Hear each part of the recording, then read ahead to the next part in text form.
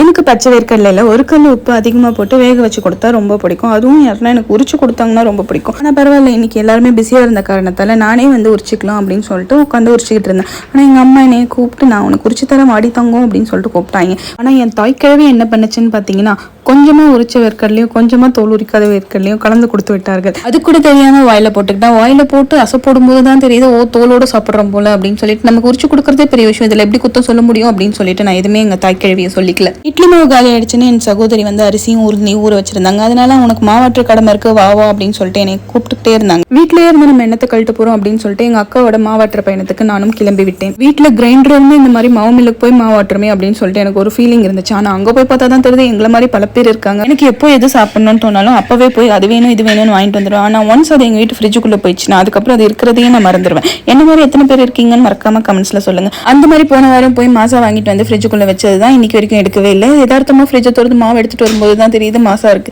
வாங்கிட்டு வந்ததுக்கு இதை ஊற்றி குடிச்சே ஆகணும் அப்படின்னு சொல்லிட்டு இன்னைக்கு ஊற்றி குடிச்சேன். ஆனால் ரொம்ப சில்லுன்னு இருந்தது, பல்ல கிட்ட ஆரம்பிச்சிச்சு. அதனால அதை தூக்கி தூரமாக வச்சுட்டு தோசை ஊற்ற ஆரம்பிச்சிட்டு, சரி வேங்கை படம் போயிட்டு இருக்கு கொஞ்ச நேரம் இந்த தோசையை பார்த்துக்கோ அப்படின்னு சொல்லிட்டு போனதுக்கு என் சகோதரி ஃபோனை நோண்டி கொண்டு தோசையை கருக்கடிச்சிட்டா. சரி, இத்துடன் இந்த வீடியோவை முடித்துக் கொள்கிறேன்.